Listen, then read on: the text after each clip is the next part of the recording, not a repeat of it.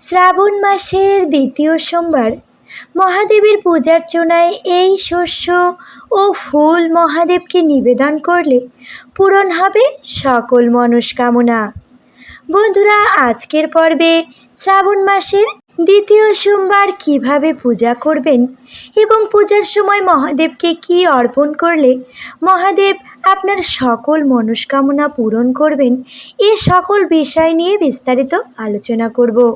ভক্তগণ, মূল পর্বে যাবার আগে সকলের কাছেই অনুরোধ, ভিডিওটি ভালো লাগলে অবশ্যই একটি লাইক করে চ্যানেলটি সাবস্ক্রাইব করে দেবেন এবং যারা অলরেডি সাবস্ক্রাইব করেছেন তাদের জানাই অসংখ্য অসংখ্য ধন্যবাদ। এবং মহাদেবের আশীর্বাদ পেতে কমেন্ট বক্সে অবশ্যই লিখুন হর হর মহাদেব, জয় মাতা পার্বতী। মহাদেবের ভক্তরা অধীরভাবে অপেক্ষা করে থাকে এই শ্রাবণের সোমবারের জন্য। শ্রাবণ মাসের সোমবারই নয় ভক্তগণ, শ্রাবণ মাসের প্রতিটি দিনই শিব পূজার জন্য আদর্শ। তবে সোমবারের মাহাত্ম্য অতুলনীয়। দিনের মধ্যে সোমবার এবং মাসের মধ্যে শ্রাবণ মাস মহাদেবের নামে সমর্পিত। এবছর শ্রাবণ মাসে 4টি সোমবার পড়েছে।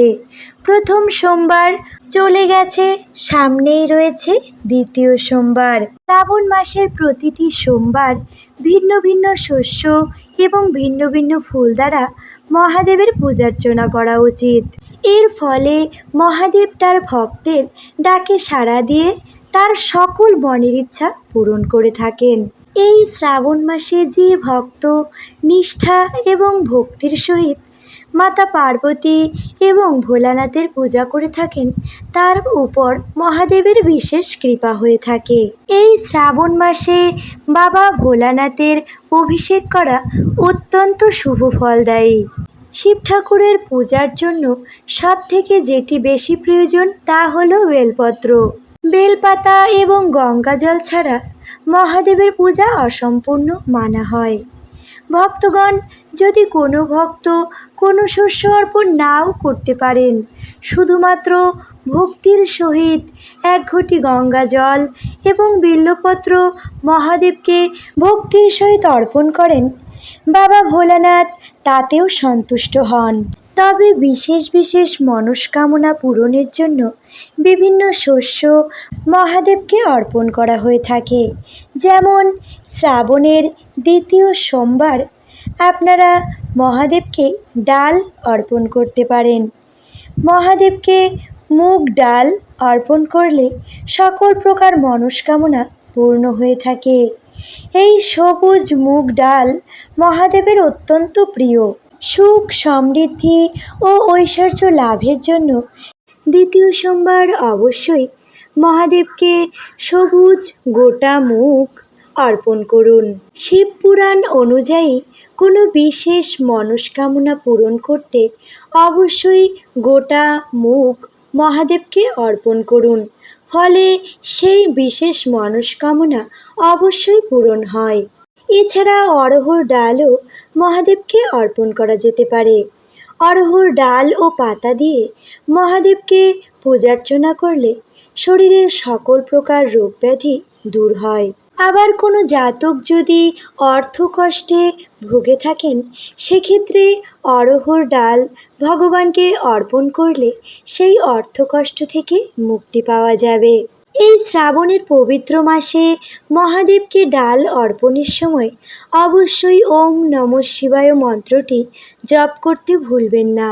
যে সকল জাতক জাতিকার বিবাহ সংক্রান্ত সমস্যা রয়েছে, সেই সকল জাতক জাতিকা মহাদেবকে ছোলার ডাল অর্পণ করুন। মহাদেবকে ছোলার ডাল অর্পণ করলে যে সকল জাতক জাতিকাদের বিবাহ সংক্রান্ত সমস্যা রয়েছে, সেই সকল সমস্যা দূর হবে এবং মনের মতো জীবনসঙ্গী লাভ হবে। এরপর যে ডালের কথা বলবো তা হলো বিউলির ডাল। মহাদেবকে শ্রাবণ মাসের দ্বিতীয় অথবা তৃতীয় সোমবার বিউলির ডাল অর্পণ করতে পারেন। যে সকল জাতক জাতিকাদের শনির দশা বা শনিগ্রহ দুর্বল, সেই সকল জাতক জাতিকারা মহাদেবকে বিউলির ডাল অর্পণ করতে পারেন। মহাদেবকে বিউলির ডাল অর্পণ করলে মহাদেব এবং শনি মহারাজ উভয়েই প্রসন্ন হন। যে যে প্রকার মনের ইচ্ছা পূরণ করতে চায় সে সেই অনুযায়ী ডাল মহাদেবকে দ্বিতীয় সোমবার অর্পণ করুন।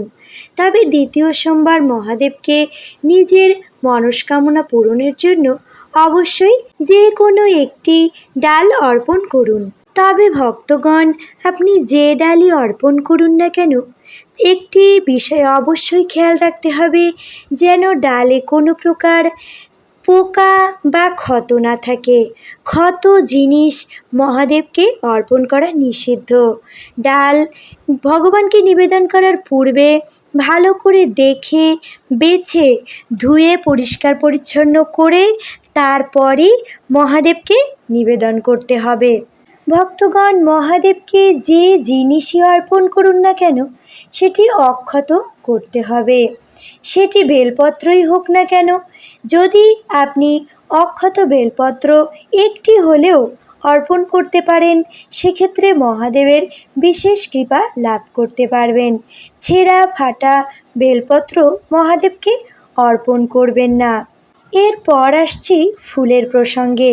ভক্তগণ, মহাদেবের প্রিয় ফুলের সংখ্যা অনেক, যেমন আকন্দ, ধুতুরা, কলকে, এছাড়া গাঢ় নীল রঙের অপরাজিতা, যে ফুলটিকে আমরা নীলকণ্ঠ বলেও অনেকে চিনি। অপরাজিতা ফুলও মহাদেবের অত্যন্ত প্রিয়। এছাড়া যে কোনো সাদা রঙের ফুলও মহাদেবের প্রিয়। এক একটি ফুল মহাদেবকে অর্পণ করলে এক এক ধরনের মনস্কামনা পূর্ণ হয়। তবে ভক্তগণ, মহাদেবের সবচেয়ে প্রিয় ফুল হলো বেল ফুল। বেল গাছের সাদা যে ফুল হয় সেই ফুলটি হলো বাবা ভোলানাথের অত্যন্ত প্রিয় ফুল। এছাড়া বেল ফলও মহাদেবের অত্যন্ত প্রিয়। বেল ফল মহাদেবকে অর্পণ করলে মহাদেব অত্যাধিক প্রসন্ন হন। আর বেলপত্র ছাড়া তো মহাদেবের পুজোই হয় না। একটি হলেও অবশ্যই মহাদেবকে বেলপত্র অর্পণ করুন। নিখুঁত একটি বেলপত্র মহাদেবকে অর্পণ করুন। তবে খেয়াল রাখতে হবে যেন মসৃণ দিকটি মহাদেবের মাথার দিকে লেগে থাকে। ভক্তগণ, বাবা ভোলানাথের সবচেয়ে পছন্দের ফুল হলো বেল ফুল। তবে এই ফুলটি অত্যন্ত দুর্লভ, এটি সহজে পাওয়া যায় না। যদি আপনি বেল ফুল পেয়ে থাকেন তাহলে অবশ্যই নিজেকে ভাগ্যবতী মনে করুন, কেননা এই বেল ফুল সহজে পাওয়া যায় না। যদি বেল ফুল আপনি পেয়ে যান অবশ্যই দ্বিতীয় সোমবার সেটি মহাদেবকে নিবেদন করুন।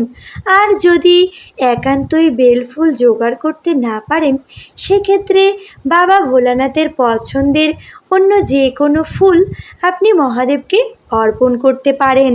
আপনি যদি বেল ফুল পেয়ে যান এবং বেল ফুল দ্বারা মহাদেবের পূজার্চনা করতে পারেন তাহলে বুঝতে হবে বেলপত্র এবং বেল ফুল সহযোগে মহাদেবের পূজার্চনা করলে মহাদেব অত্যাধিক প্রসন্ন হন এবং আপনার সেই মনস্কামনা মহাদেব অবশ্যই পূরণ করবেন। এছাড়া ভক্তগণ, কালো তিল মহাদেবকে অর্পণ করলে সকল পাপ থেকে মুক্ত হওয়া যায় এবং জীবনে আসন্ন সকল বিপদ থেকে মুক্ত হওয়া যায়।